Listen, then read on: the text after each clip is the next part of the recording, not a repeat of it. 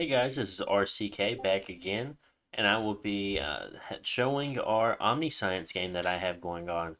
And I know we don't see anything right now, but I did want to start us on the first turn, so I can say we started on turn one and went through turn so and so on the first episode here.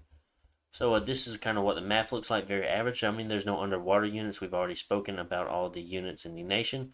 If we haven't, or if you don't know, please check out that first video that we've had, the like prequel to the game we had going on here. So it's gonna be pretty interesting. So let's go ahead and end this turn one. Exit, continue, old game,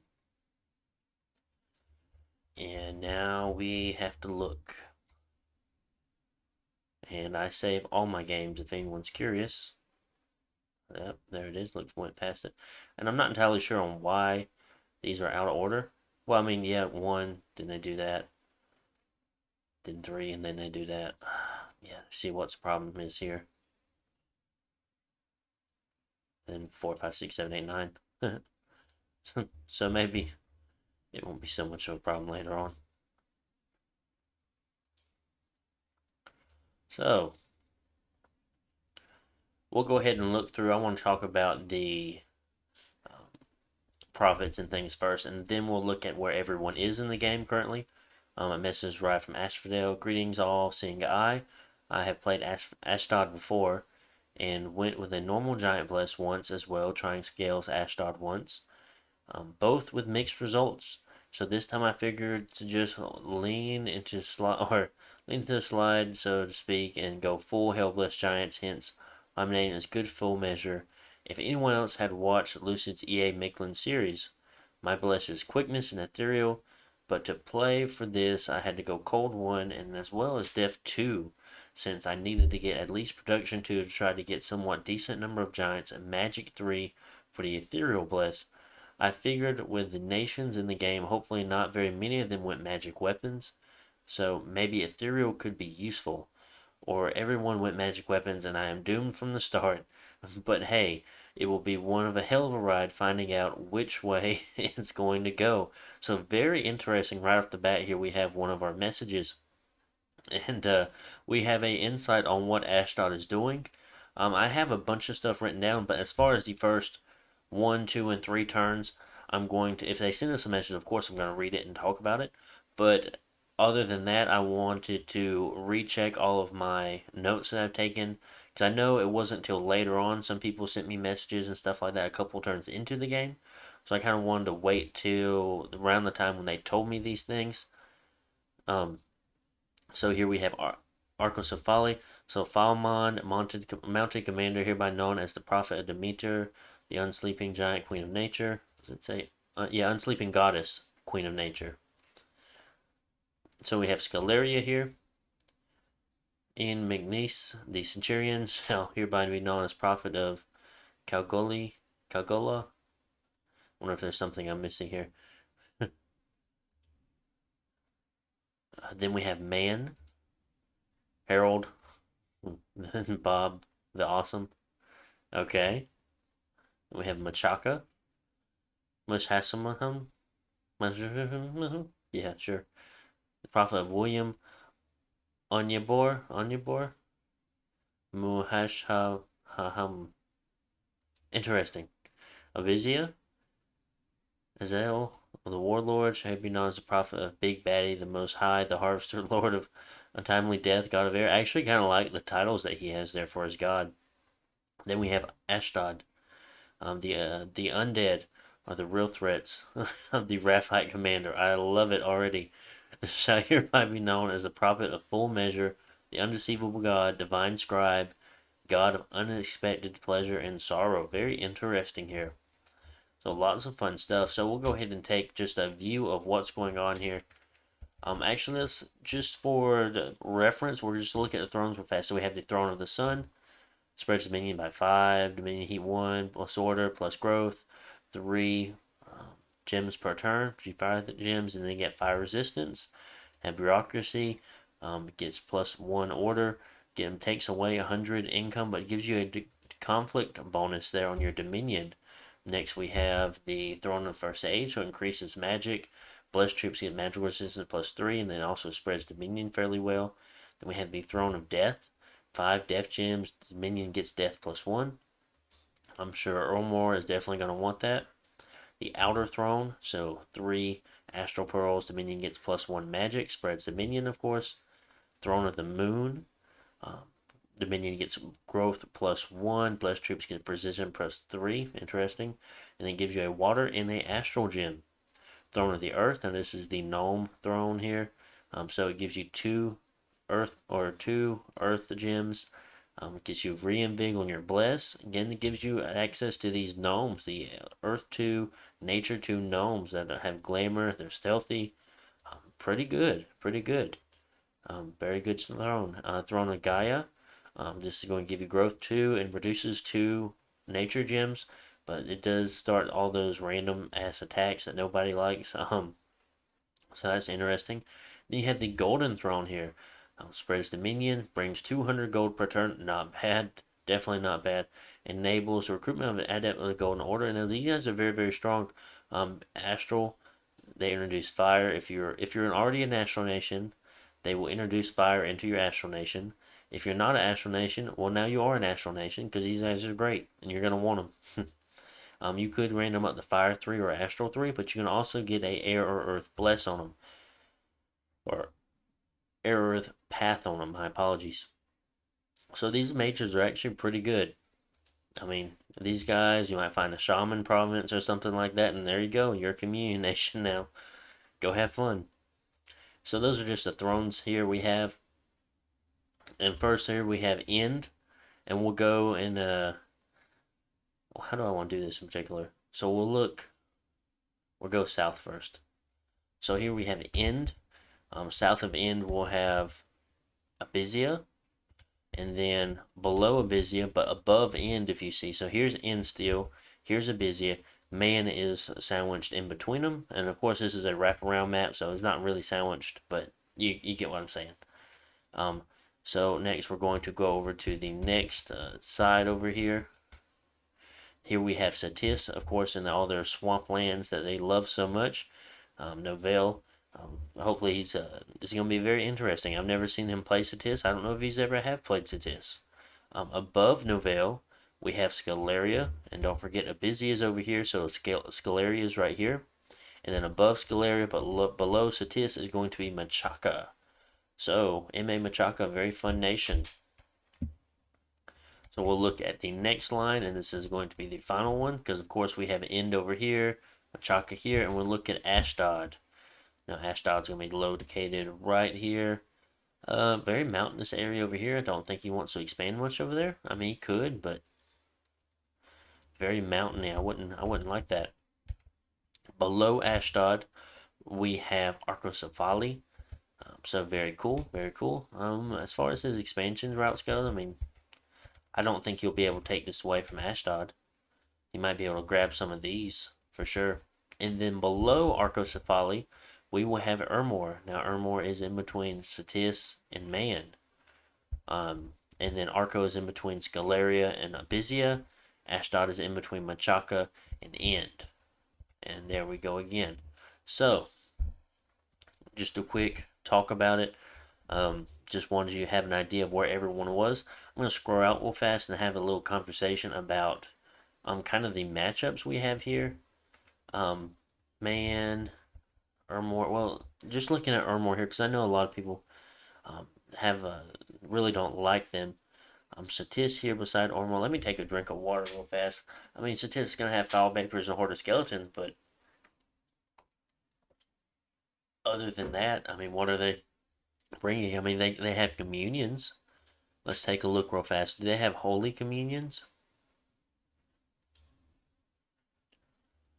No. But they do have holy threes. Very powerful. They have holy twos. Holy ones, of course. They have their strong marsh masters. Sobex and Poisoner, so they do some assassin stuff, which is a pain. So, we'll see about that. Man, will Man have a good matchup? I mean, they're going to have a lot of priest type things going on.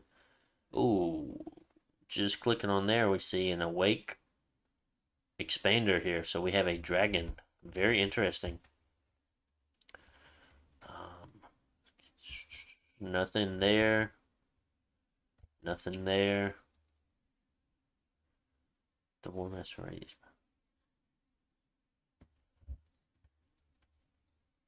Huge. Okay.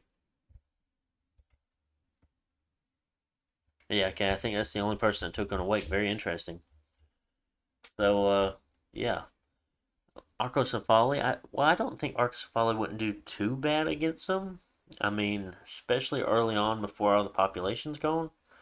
Ashdod. I mean, I wouldn't want to fight. It depends on how fast he rushes Ermor, and then how many lictors Ermor has. That's gonna be the problem with Ashdod there.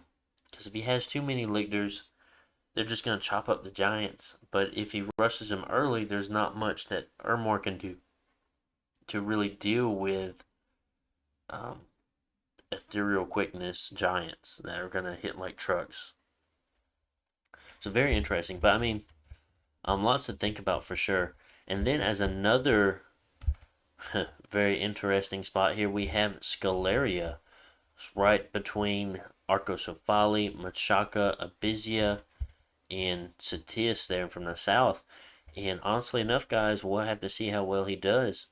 Because as I was almost certain either it was turn one or if it was before the game even started, there was actually already a coalition page that I got invited to for Scalaria in particular. Like they didn't, as far as I know, there wasn't one for Ermor. I'm sure there's a lot of talks about it, but they already started talking. So very interesting. I feel like this happens a lot with Scalaria and in many games. And as far as the people here, I think they all have fairly good matchups against Scalaria in the early game. Um, sure, Satis gets foul vapors. I mean, if he doesn't have poison resistance on his bless, I mean, it's definitely going to hurt. It's going to be hurting all of his mages, his mage core. He's going to have backing him up. On top of that, I mean, Stis is going to have so many priests and other things like that. The regular chaff really isn't going to be that big of a deal. He has slave units, so he's going to be able to overwhelm him. Abysia, of course, has great heavy infantry that have fire, not fire shield. What is it they have? Let me look.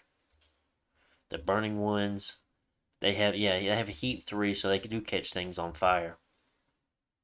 The berserkers, they hit like trucks. They have multiple attacks. They're ambidextrous. They have firepower, and I'm sure he's heat 3. They're sacred, and then on top of that, I mean, he has these salamanders that deal a lot of damage, fire related damage. So they're going to be able to chew through this chaff. Then on top of that, look at that 18 protection, 17 protection, 17 protection, 17 protection, 17 protection. Now, all of these units here, I mean, it's going to be very, very difficult for those chaff skeletons to really just bog them down because they're not going to be. They might be able to deal chip damage, but even then, it won't be much. And I see from the turn one recruitment, he has bought a lot of the gladiators here, so very interesting. I like to normally go with like the Velite expansion, but I mean, you might be able to do a turn one gladiator in Velite expansion. It's interesting. I've seen it happen before with things like Ermor, Scalaria, Pythium, nations like that that have access to that. Other than that, of course, what do we see a lot of here? Mainly Abyssian infantry and human breed, okay? Machaka, Spider Knights. Oh, that's an interesting way. I did, what expansion did I do with them? I think I did their Sacred expansion, but my Bless was kind of average. I didn't want to go into it too much. Then we have 4 huge chariots, so Arcos Folly is doing chariot expansion, okay. So we see Spider expansion, chariot expansion, gladiator expansion, and it looks here we have the slave expansion, slave warriors, the best warriors you can buy. Um, so quite interesting. Lots of stuff to think about here. I think it'll be really fun. Be interesting how this turns out here between these 5 nations, of course. Who have not looked at in yet. I do have a lot to talk about in. The player end has sent me a lot of information on them. So as we're going through like maybe battles or expansion parts, I want to include the information on end for those battles. That will probably be the second episode I'll be doing that a lot of. And here we see mainly soldier priest and archer priest. I'm sure the archer priests are from his regular army because from the looks of it, most of them are his soldier priest. So that is what he's going to be having. So many sites there. 4 sites for that nation. Kind of cool. Slows the aging down, decreases unrest. I've never really actually looked it in. I've always been kind of intrigued by them, but I've never sat down to actually learn them. So he's able to scry, maximize his order. How interesting. That's pretty cool. Pretty cool. Um, and then we have man, which I already spoke about, the dragon, and then it looks like he's mainly longbowman and spearman. Cool. And that I think that's it for everybody. And then Armor, of course, he's just gonna be free spawn. We can look at the score graphs, but we don't particularly need to. Yeah, not particularly. Don't even know why I clicked on them. So we'll go ahead and end this turn, and we'll go to turn 3. As far as the videos go, I want to have them around 3 turns per video if I can. Sometimes it might be long, or sometimes I'll try to keep them shorter, but sometimes the video, I don't want it to go too long, so it might just be 2 turns of video depending on how far we get into the game and how long it starts to take. So now we see this is turn 3. We see a couple of expansions here. So we see end expanding, a double expand on Scalarian. That's what I thought I remembered. We have Ermor expanding, Arco, Abysia, Man, Satis, a double expansion from Man here, so we'll have to keep that in mind. Ashdod and Machaka. So 2 double expands here on turn 3, not too bad. So let's go ahead and jump in on end. So he's fighting in the caves first. Very interesting. Now, End does get, they have a very unique recruiting system of where they recruit special units from different provinces, like the province tags, like caves, mountains, highlands, plains, things like that.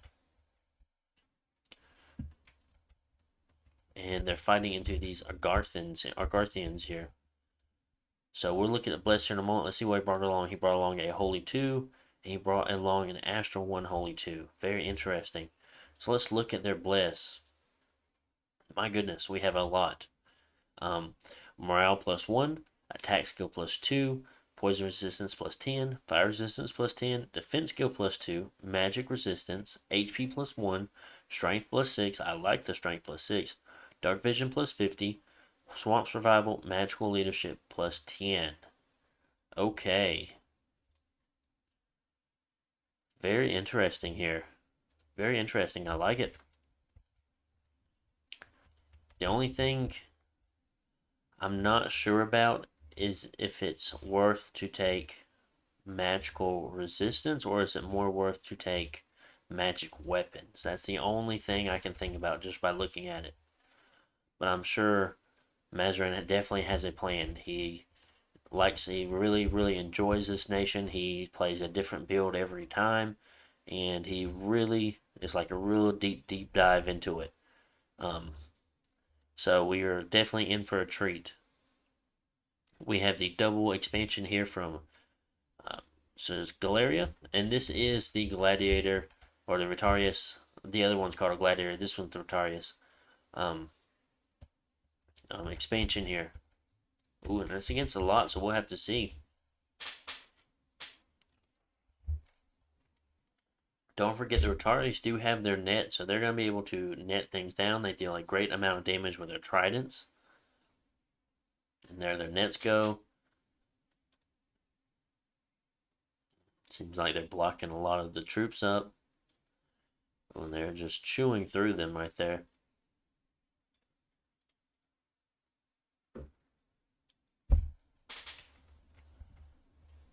12 protection. That's why I want to check. I mean, like, yeah, the Trident deals an impressive amount of damage, guys. But just on ×2 speed. It's about over anyway. Yeah, these. I mean, yeah, you're fighting against heavy infantry, 14 protection, but 22 pierce damage. Okay.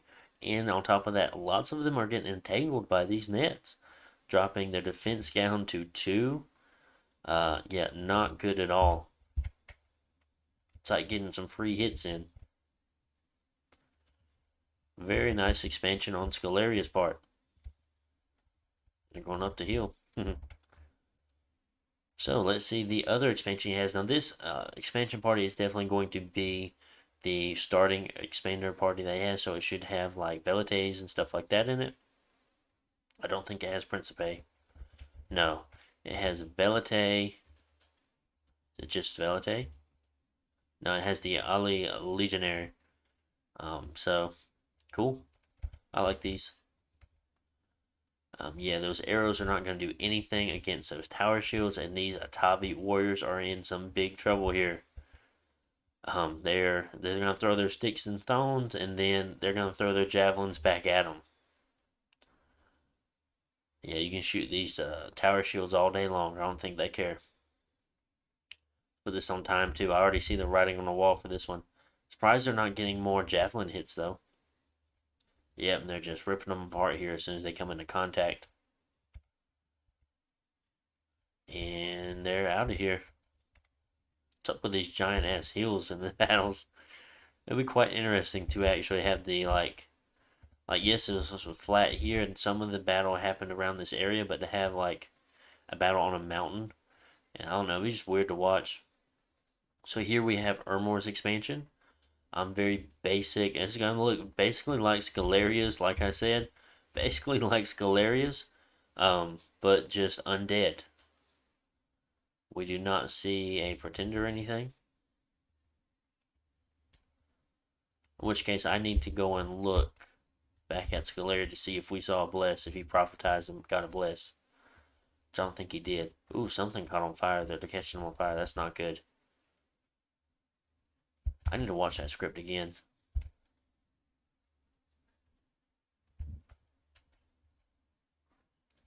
Why was this guy so separated there? I'm not entirely sure.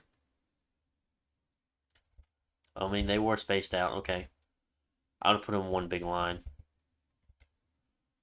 That's just me, though. Definitely. I mean, it does have its advantages doing 2 lines. Oh, but those priests are coming down. Range of 11. Range of 11. Okay. Okay. And they're taking on these. Ooh, okay. It was getting a little risky there for a second. I really thought that the Indies were about to turn that around. I was looking a little sketched there for a second. But he took pretty heavy losses. 28 would be tough to expand with that again unless there's an easy expansion route beside him. Did we check? Okay, no losses by end, 3 Rotarius, but since so many of them fought, all these units are actually going to go away. They're going to disappear. 1 Legionnaire, 1 Velite, not bad, and we had that battle. Next, we're going to check out Arcocephali, and since these battles are relatively quick, I'll put them on fast forward. We will not be watching every battle in this game. We will definitely be watching some of these earlier expansion battles. We're going to be watching definitely the big battles, usually medium-sized battles, but if they're like raiding battles, things like that, I might stop just to see the equipment they have or what they're using or what kind of units they're using. But other than that, we won't look at every small battle.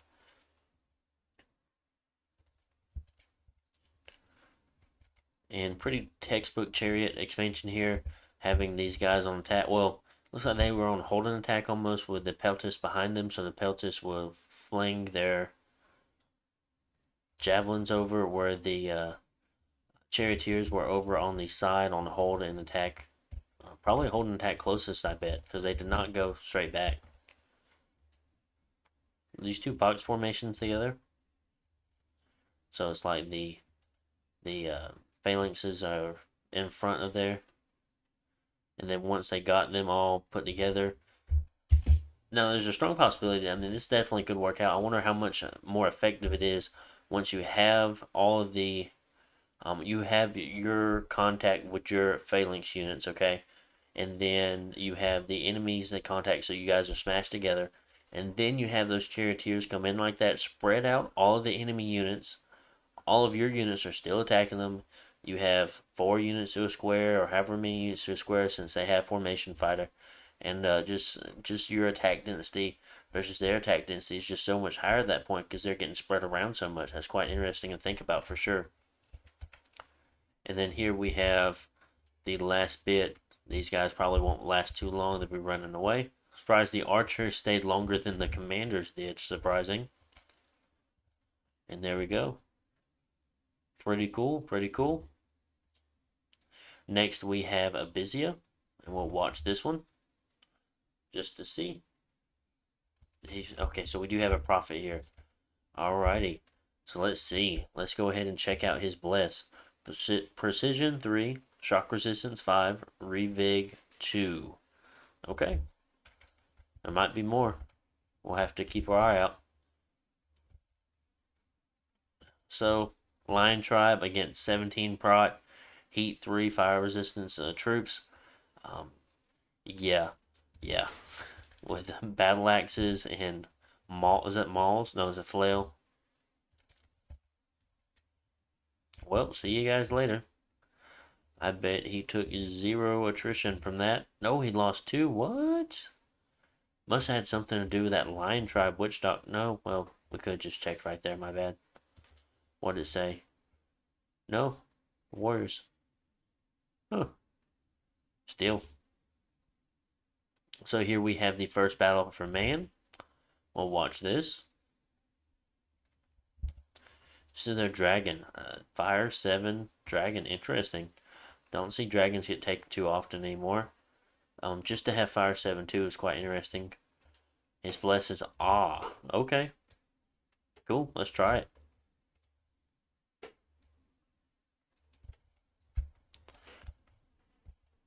It's on hold. Now he's on attack rear. Okay. Oh, that flame is just ripping through those indies. Okay, he hasn't taken any afflictions yet. I see all procking here and there. Good. And still no afflictions. Good. Very easy expansion for him, of course. We'll watch the second man before we watch the Satis expansion. Looks like he has some of these sacreds up here in the front. They're going to be blessed. They're going to have awe. Yep, because his prophet's right here. Then he has these long spears and the long bows in the back. I think they're called, no, it's just spearmen, not long spears. But these archers are going to be able to do, these longbows are going to be able to do some damage. I mean, these deer tribe. Deer tribe, yep. There's a barb commander and a indie mage in there. But I mean, 18 protection. Yeah, these guys are not going to be able to do anything really. As we watched the barbarian hit them for 4 or 6, I can't remember, and then them get hit back for 40. Okay.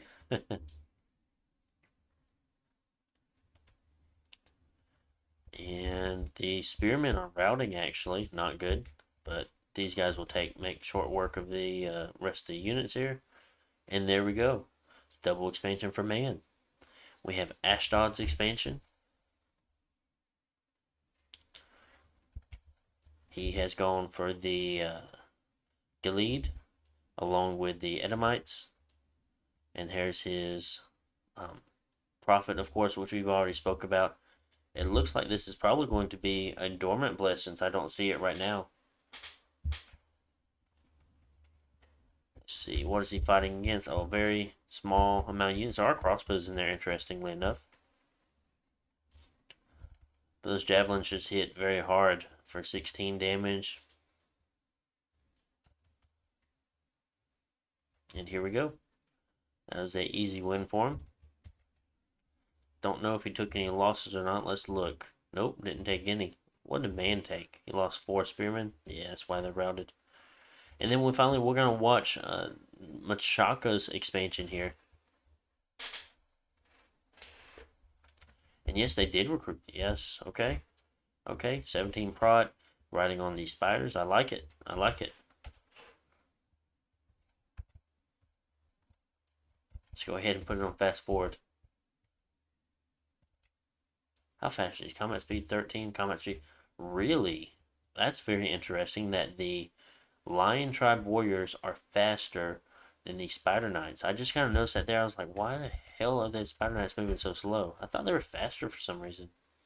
Shooting their webs as we're webbing our own guys and webbing theirs. And they're coming in. Yeah, okay. And there we go. Not too bad. I liked it. And that was it for the battles, guys. So we see that man took this forest here.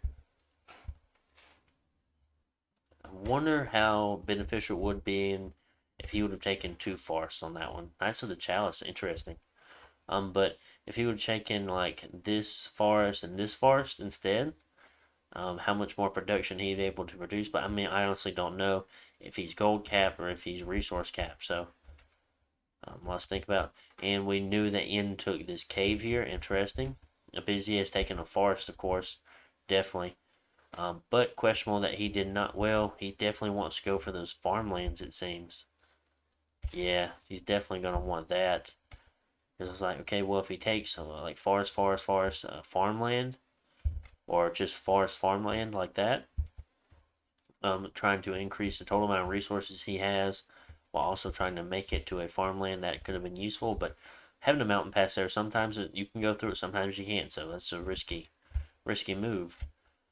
So interesting. What was this blood side? Oh, looks like, and actually have a slave market over there in their cap circle. That's nice. Other than that, we do see some jade Amazons here. For Abysia, nice.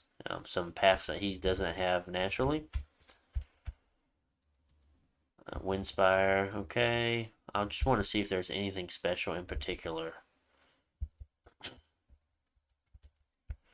Ermor's expansion into the forest here, okay. Not bad. Arcos of Folly, his expansion was south into Silverfangs here, heading towards Ermor. But there was a lava lake in here, so that's giving him a +1 fire, +1 water path. And then a double expansion here into First Galeria. Lots of plains around. Well, that's a mountain actually. Okay, reasonable. So he got a mountain and he got a forest and a mountain. So it's definitely going to increase the total amount of units he can make every turn with the amount of resources he's pulling from both of those provinces. It looks like Machaca is beelining straight for that farmland, so gotta be careful. More than likely, actually, I don't know where he would want to go with this armor because I don't see him wanting to hit this KV Cav, and him going for 72. I just feel like he doesn't want to snake away too far. He's gonna want to stay in his cap circle area, get that, go ahead, lock that down, and then start pushing out. So very interesting to think about, and make sure I go through one over Man, Arco, Abysia. We did not look at Satis. And Satis took the forest in the north heading towards Galeria. Very interesting. Yeah, I probably would have fought that forest too versus fighting. Did we? No, we didn't watch the Satis battle. My apologies. I don't think we did. Let's look. Yeah, I don't think we did. No, I would have said something. No. Okay, no profit. I like the way these guys are positioned here. I just like it. Just like the way it looks. You have the city guard here in the middle, along with these aren't elite warriors. These are slave warriors. I like elite warriors. They have a little bit more protection. By a little bit, I think they mean a lot. Javelin units in the front, slave warriors. I mean, what's the cost of a slave warrior versus a um the other one? What? Let's go look. Very few losses there. Lost 4 slave warriors, not bad. Let's actually go and look. I want to know.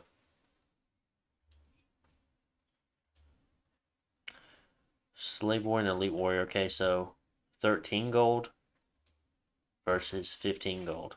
But I mean, you get 10 protection versus 3 protection. 5 gold a year versus 6 gold a year. I don't know. Depends on if your money, if you're capped by gold or not, I guess. So interesting, interesting, guys. I don't want to think about it for too long. I know this video is already going kind of long. I hope you have a good one. I want to keep it around 30, 35 minutes, I guess, since that's what we ended to. Have a good one, guys. I'll see you on the next one. Bye.